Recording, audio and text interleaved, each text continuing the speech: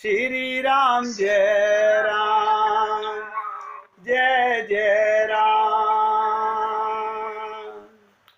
श्री राम जय राम, जय जय राम।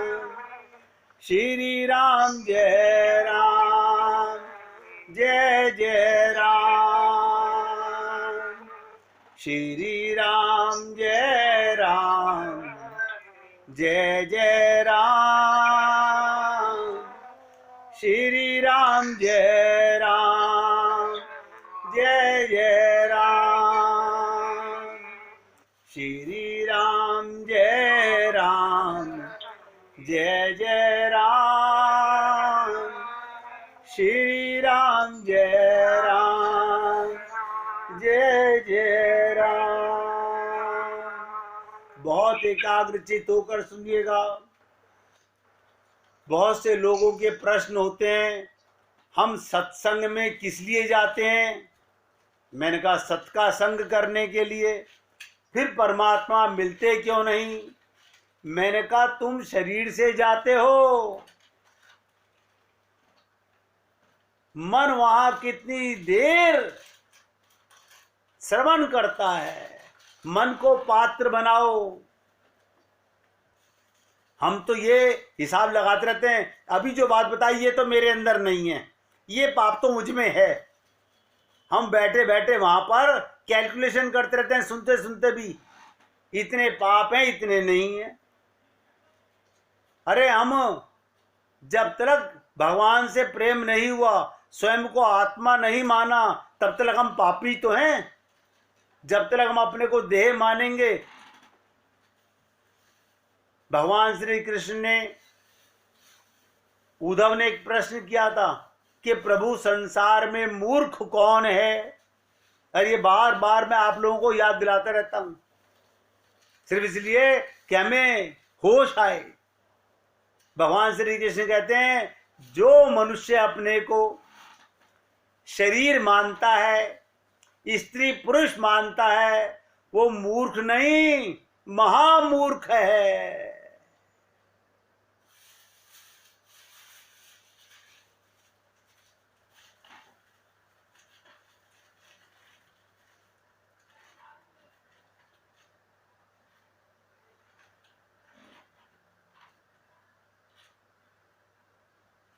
आपने देखा होगा, जब कभी हम किसी अपने जानने वाले की मृत्यु की बात सुनते हैं, अरे कल तो वो अच्छे खासे थे चले गए, तब कुछ समय के लिए मन में वैराग आता है।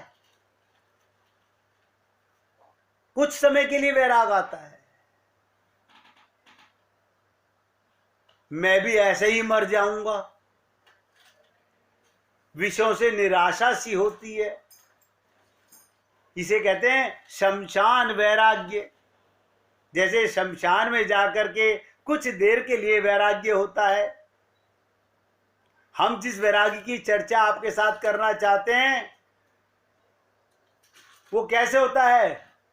जब भगवान से राग होगा, हरि गुरु दोई अपना, गहु इन के शरणा।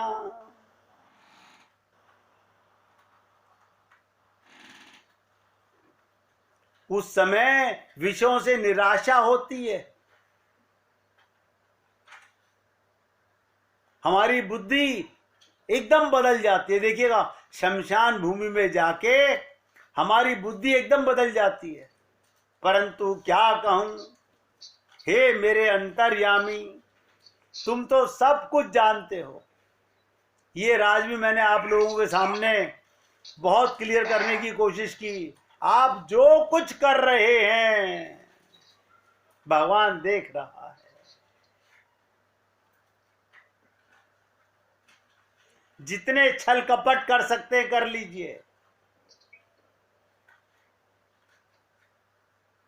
हम और इसके अलावा करते भी क्या हैं?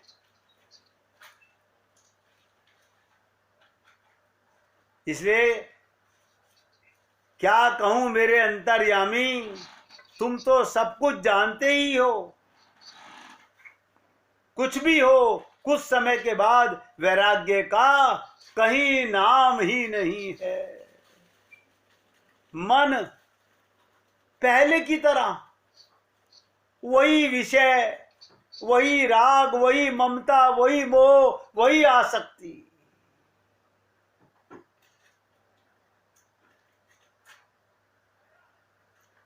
एक बार शमशान भूमि में निगमबोध घाट पे, वहां तो कई बार जाना पड़ता है, कोई जानकार थे, शमशान भूमि से बाहर निकलते बोले, शर्मा जी।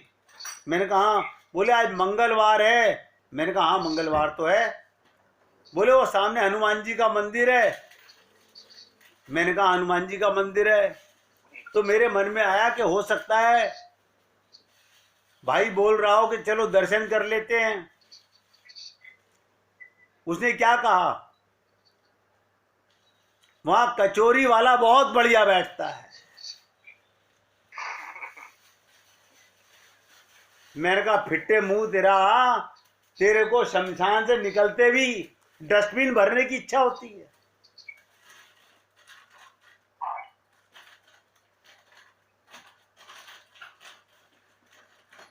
इसलिए भगवान से प्रार्थना करो, हे नाथ तुम कृपा करके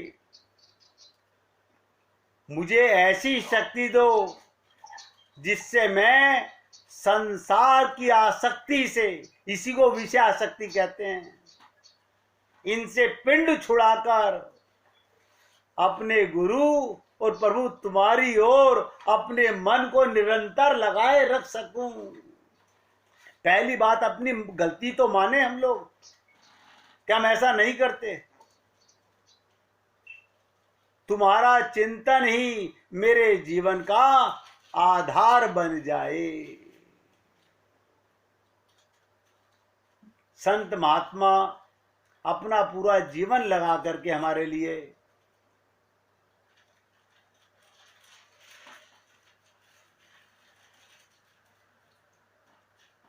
कभी कभी सोचा कीजिए कि पहले, इस शरीर में आने से पहले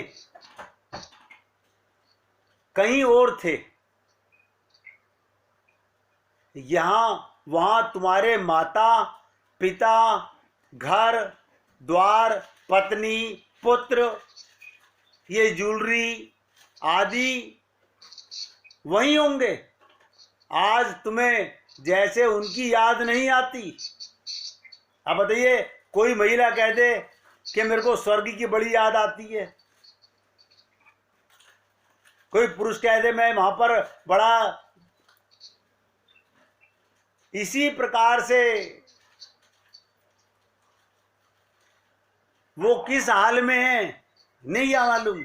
इसका पता लगाने की भी कभी चिंता मन में नहीं होती। वैसे ही यहां से चले जाने के बाद दूसरे जन्म में वहां का यहां का सब कुछ भूल जाओगे।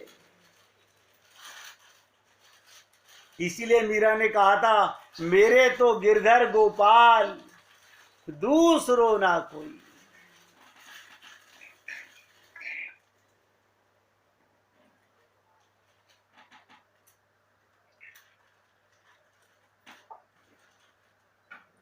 इसलिए मेरे भैया,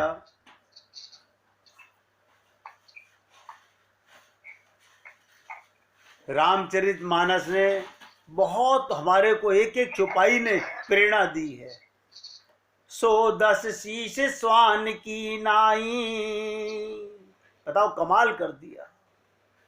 रावण के लिए कुत्ते की तरह, ये मैं नहीं बोल रहा हूं, तुलसीकृत रामायण में अरण्य कांड में पढ़ लीजिएगा। 110 शीश स्वान की नाई, इत उत चितई चला भड़ी हाई। इमी कुपंत पग देत खगेशा, रहा न तेज तन बुद्धि बल लेशा। क्या मतलब? बहुत ध्यान से सुनिएगा। वही 10 सिर वाला, वही 10 सिर वाला रावण कुत्ते की तरह इधर उधर ताकता हुआ बड़ी आई, चोरी के लिए चला। एक काक भुसुंडी जी कहते हैं, हे गरुड़ जी, इस प्रकार कुमार्ग पर पैर रखते ही, कुमार्ग क्या है ध्यान से सुनिएगा, भक्त कोई भी हो उसके पास जाने में पाप नहीं है। इसको छोड़ के हम अपने रिश्तेदारों के पास जाते हैं, ये क्या है? ये तो आप समझ लीजिए, अगर वो आपसे भगवान की बातें करते हैं तो मैं कहता हूं सत्संग छोड़कर भी जाओ, लेकिन अगर वो संसार की बातें करते हैं, एक कुमार्ग पर पैर रखते ही शरीर में तेज तथा बुद्धि बल का लेश भी नहीं रह जाता।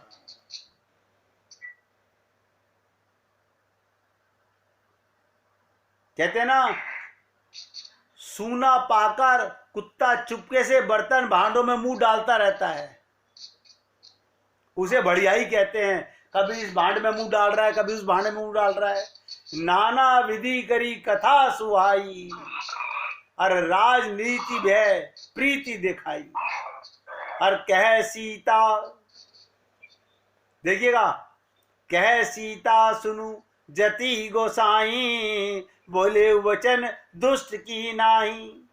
रावण ने अनेकों प्रकार की सुहावनी कथा रच करके सीता जी को राजनीतिक भय और प्रेम दिखला करके सीता जी ने कहा, ये यति गोसाई सुनो, तुमने तो दुष्ट की तरह वचन कहे हैं।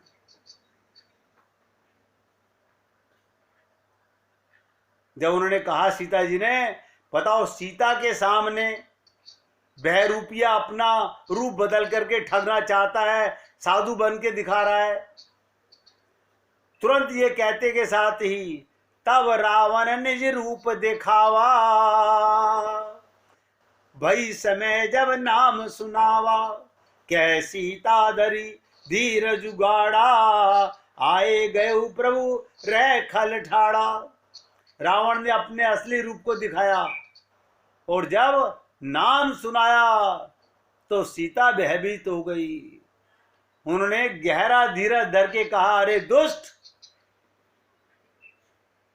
खड़ा तो रह, प्रभु आ गए।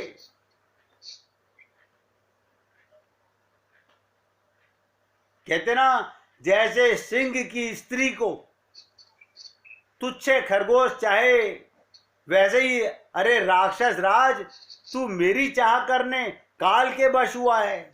ये वचन सुनते ही रावण को क्रोध आ गया, परंतु मन में उसमें सीता जी के चरणों की वंदना करके सुख माना।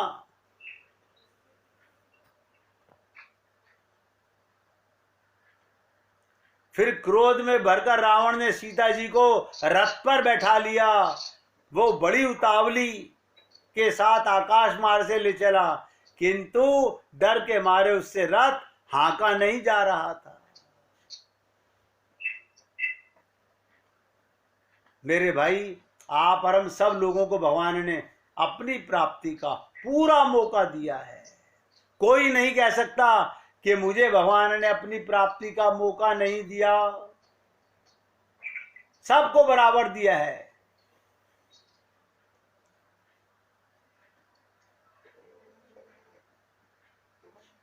भागवत के अंदर बहुत विचित्र बात कही गई।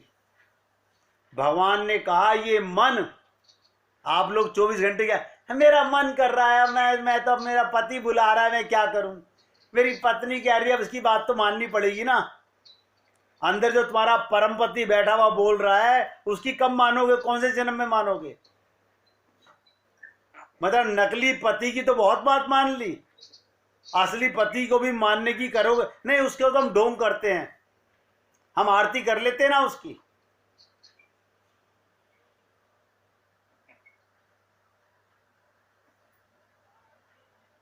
भगवान ने कहा, भागवत के 5वें स्कंद के 6ठे अध्याय का 4था श्लोक, क्या कहते हैं भगवान? ये मन जो है, ये मिलकर के विश्वासघात करता है। इसलिए सब बड़े से बड़े ऋषि मुनि योगी सब बड़े बड़े धोखे में आ जाते हैं। इस दुश्मन से सदा होशियार रहो। नहीं, अब वो क्या करें, हमारी बहन हमारी तारीफ कर रही थी, अब मन को बड़ा अच्छा लगा।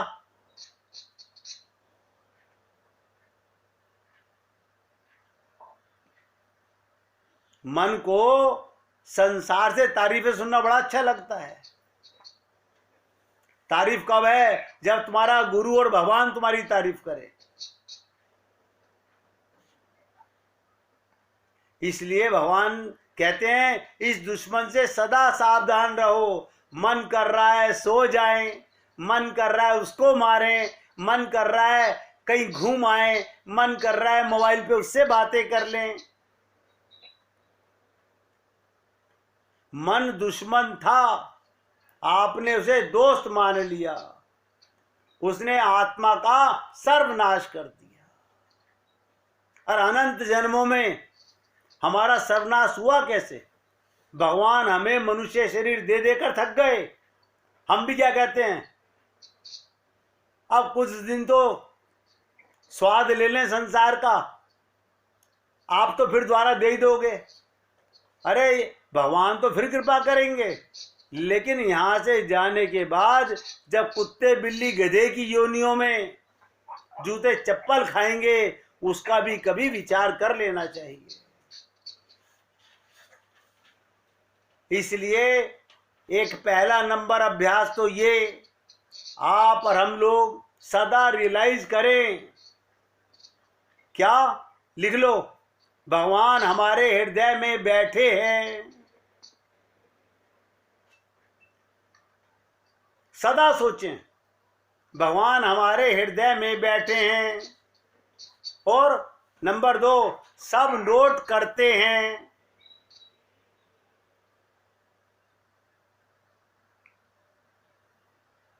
नंबर 3, रूप ध्यान का अभ्यास करें। ये अकेले एकांत की साधना है। एकांत में बैठकर भगवान का रूप ध्यान की साधना करो। साथ साथ ये भी नोट कर लो, भक्ति का रूप ध्यान प्राण है, प्राण। जो जीव भगवान के रूप का ध्यान नहीं बनाता, वो लाभ नहीं ले पाता। रूप ध्यान अत्यंत आवश्यक है, इसके बिना कोई लाभ नहीं होगा, चाहे अनंत जन्म बीत जाएं। भगवान ने मन सबको दिया है।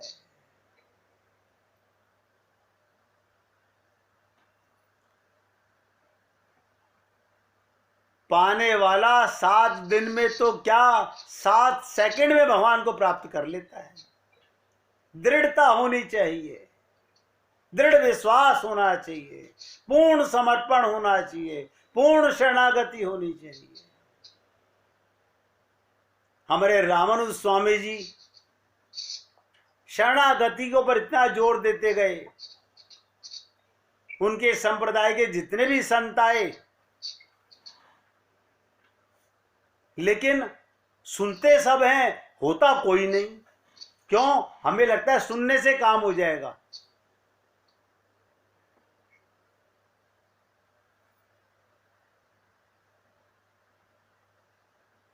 नहीं तो हम वहीं के वहीं रहेंगे, आगे नहीं बढ़ेंगे। रूप ध्यान साधना ही हमें आगे बढ़ाएगी। थोड़े दिन मेहनत, ये मैं मानता हूं, थोड़े दिन मेहनत पड़ेगी, थोड़े दिन मेहनत पड़ेगी, फिर अपने आप होने लगेगा। फिर धीरे धीरे रूप ध्यान में आनंद आने लगेगा। उसके साथ आप मस्ती का,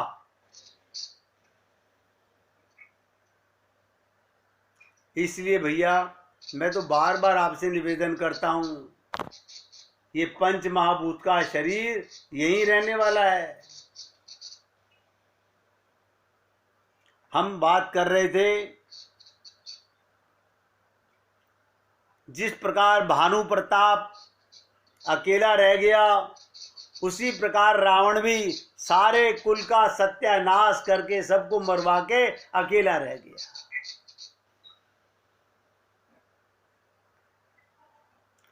एक होता है अकेला, एक होता है अति अकेल। अति अकेल बन विपुल कलेशु। एक तो वन रास्ते में कठिनाइयां ही कठिनाइयां, जिस पर कोई भी साथ नहीं।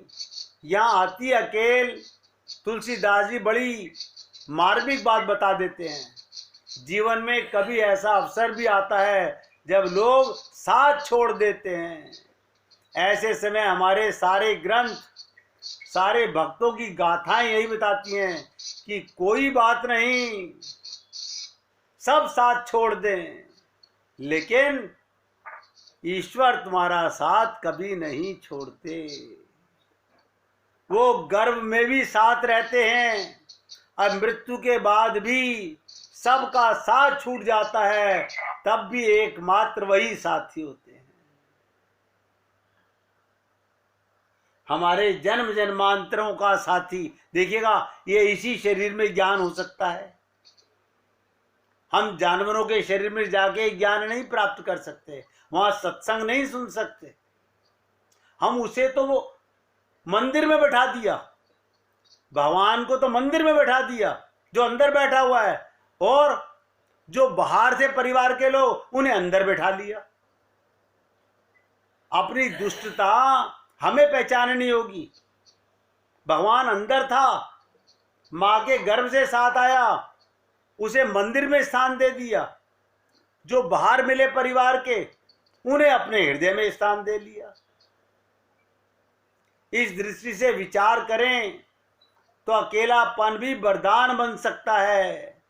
जब सारा संसार साथ छोड़ दे, भगवान तब भी आपके साथ हैं।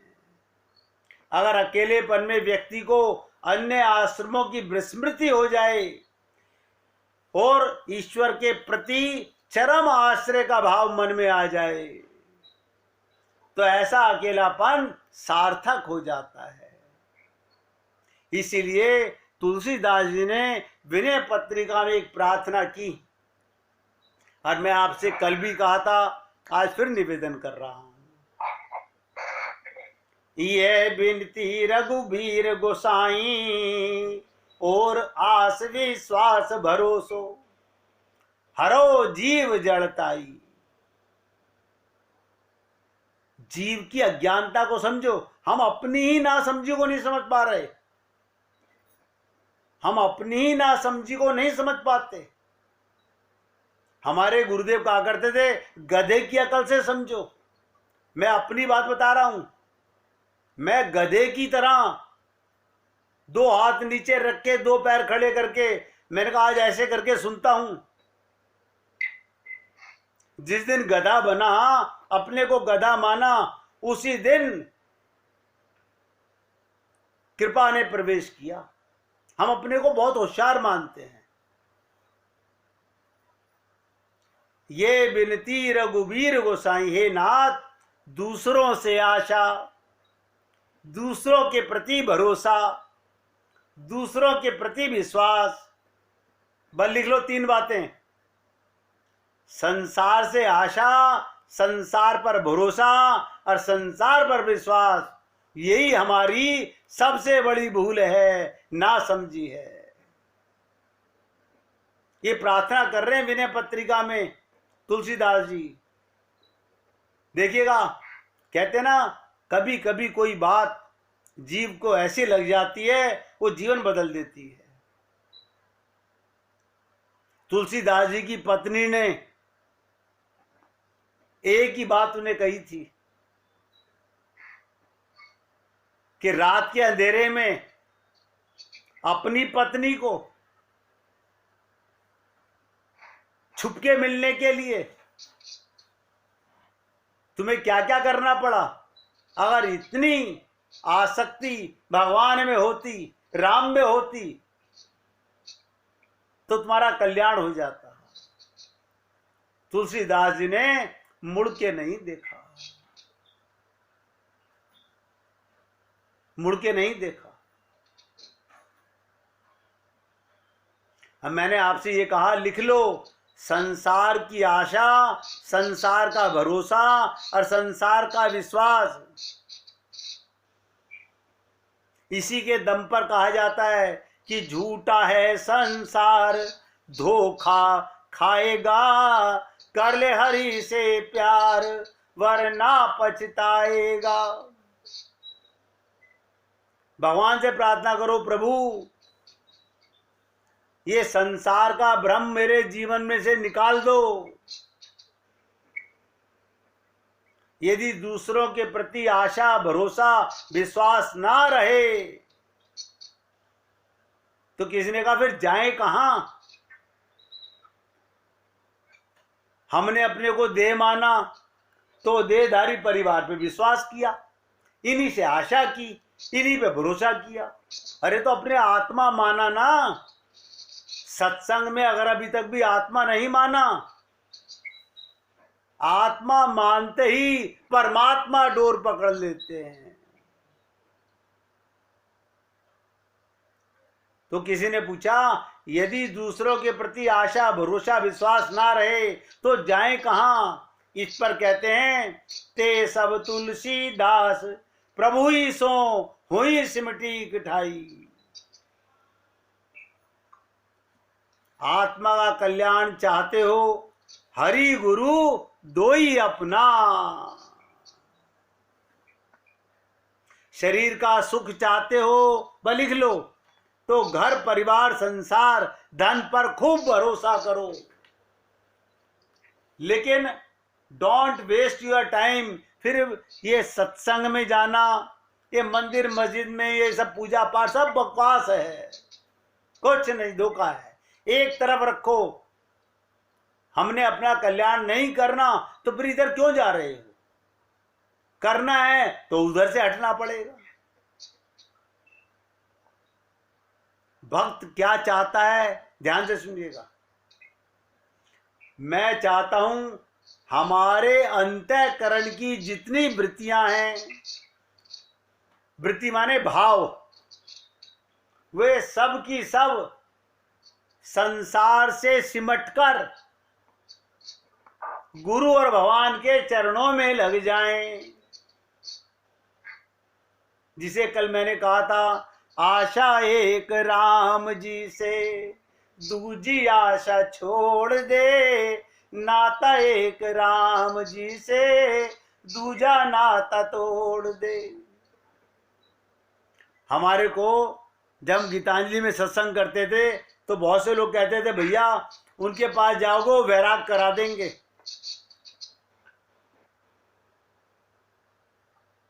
मैंने कहा मैं तो कहता हूं सबसे राग करो, आत्मा मान के करो, ये मान के मत करो ये मेरा बेटा है। ये करोगे तो दुख ही पाओगे।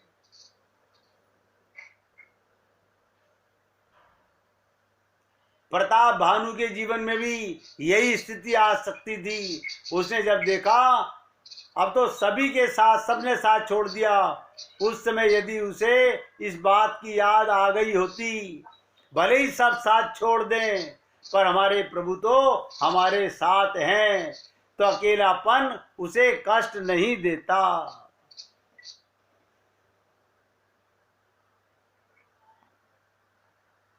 तो तुलसीदास जी ने कहा वो अति अकेला हो गया। ध्यान से सुनिएगा, जब बाहर के लोग साथ छोड़ दें तो अकेला, जब बाहर के लोग साथ छोड़ दें तो अकेला, और जब ईश्वर का भी विस्मरण हो जाए तो अति अकेला। प्रताप भानु को यही सबसे बड़ी गलती है। संसार के लोग तो साथ छोड़ते ही हैं एक दिन, लेकिन भगवान कभी नहीं छोड़ते। सारा संसार साथ छोड़ दे क्या फर्क पड़ता है, भगवान हमारे साथ हैं। एक आस, एक विश्वास सदा रहना चाहिए। ऐसे समय भानु प्रताप की इच्छा उसे लोभ मृग के पीछे दौड़ाती ले गई। यही उसके पतन का कारण बना, लोभ के कारण। आप और हम लोग भगवान को क्यों याद नहीं करते? लोभ के कारण।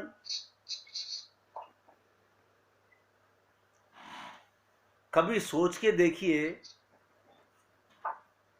भगवान ने तुमको ये इंद्रियां दी हैं सदुपयोग करने के लिए। गाते तो हैं, आंख वो जो राम का दर्शन किया करे, तो गोपियों की तरह को जित देखूं तित श्याममयी है। नहीं, वो नहीं हो सकता हमसे। अपने अपने ही होते हैं, उन्हें तो हमने अपनी कोख में पाला होता है। ये कोख की बीमारी और बहुत बड़ी हो गई है। खोपड़ी से कौन पैदा करता है? सारे जानवर की कोख से ही पैदा होते हैं। मगर ये अज्ञानता इतनी पक चुकी है, यही तो ममता, यही तो मोह, यही तो आसक्ति हमारे जीवन का सबसे बड़े दुख का कारण बनी है। देखिए, कल मैं राजा प्रताप भानु की बात को रावण तक ले जाकर के समझाने का प्रयत्न करूंगा। ये प्रताप भानु राजा कैसे रावण बना, ये रावण के 10 सिर कौन से थे? हम लोग रामचरितमानस को सांकेतिक तात्पर्य समझ ही नहीं सके। अब तो आप लोग बहुत गहराई से चिंतन करते हैं। अब मुझे ऐसा नजर आता है आने वाले 10-1 दिन में ये पूर्ण हो जाएगा। इसके बाद मुझे नहीं पता हमारे प्रभु क्या आपकी सेवा में हमसे प्रस्तुत करवाएंगे मानस रोग को समाप्त। तो मैं कहता हूं कम से कम आने वाले 10 दिन संसार को भूलकर दवा की चर्चा होगी कि मन के रोगों को, मन के बीमारी को मिटाने का क्या इलाज है। मैं आने वाले 10 दिन सिर्फ आपके साथ यही चर्चा करूंगा कि कैसे मन के रोग मरे, क्योंकि शरीर के रोग मरे कि ना मरे ये कंफर्म हो चुका कि शरीर तो मरेगा ही। मूल चीज थी मन के रोगों को मारना, जिस पर कोई ध्यान नहीं देता। इसलिए आज सत्संग को यहाँ